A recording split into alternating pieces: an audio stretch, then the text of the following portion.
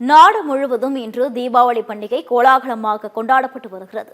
தீபாவளியை ஒட்டி கடந்த சில நாட்களாகவே புத்தாடை, இனிப்பு மற்றும் பட்டாசு வகைகளின் வியாபாரம் களை கட்டியது.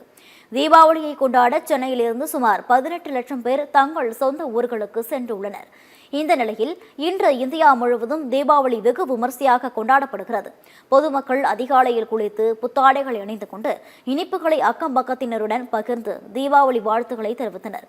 இதைத் தொடர்ந்து சிறுவர்கள் முதல் பெரியோர்கள் வரை பலரும் பட்டாசுகளை வெடித்து மகிழ்ந்தனர். தீபாவளி பாத்தீங்கன்னா எங்களுக்கு ரொம்ப ஜாலியா போகுது. நாங்க ஃப்ரெண்ட்ஸ் அண்ட் ஃபேமிலியா சேர்ந்து ரொம்ப ஜாலியா தீபாவளி கொண்டாடுறோம். அப்புறம் பாத்தீங்கன்னா அது ரொம்ப சவுண்ட் எழுப்புற பட்டாசுலாம் நாங்க வெடிக்கிறது இல்ல. நீங்களும் வெடிக்காதீங்க. ஏன்னு பாத்தீங்கன்னா நம்ம சவுண்ட் ரொம்ப எழுப்புற பட்டாசு வெடிக்கிறதுனால காத்து ரொம்ப மாசுபடுது. அதனால நமக்கு கிளைமேட் சேஞ்சஸ் ஏற்படுது. எப்படின்னா வெயில் அடிக்கிற நேரத்துல மழை பெய்யுது, மழை பெய்யுற நேரத்துல வெயில் அடிக்குது. ஸோ யாருமே ரொம்ப சவுண்ட் எழுப்புற பட்டாசு வெடிக்காதீங்க. விதிமுறைகள் இப்ப காலைல 6 மணில இருந்து 7 மணி வரைக்கும் தான் பட்டாசு வெடிக்கணும். அதுக்கப்புறம் பாத்தீங்கன்னா 7 மணில இருந்து 8 மணி வரைக்கும் தான் பட்டாசு வெடிக்கணும் நம்ம கவர்மெண்ட் சொல்லியிருக்காங்க. அதுக்கப்புறம் இந்த மருத்துவமனை, குடிசை, அப்புறம் வழிபாடு தலங்கள், இந்த மாதிரி எளிதில தீ பிடிக்கிற இடத்துல நம்ம பட்டாசு வெடிக்க கூடாது.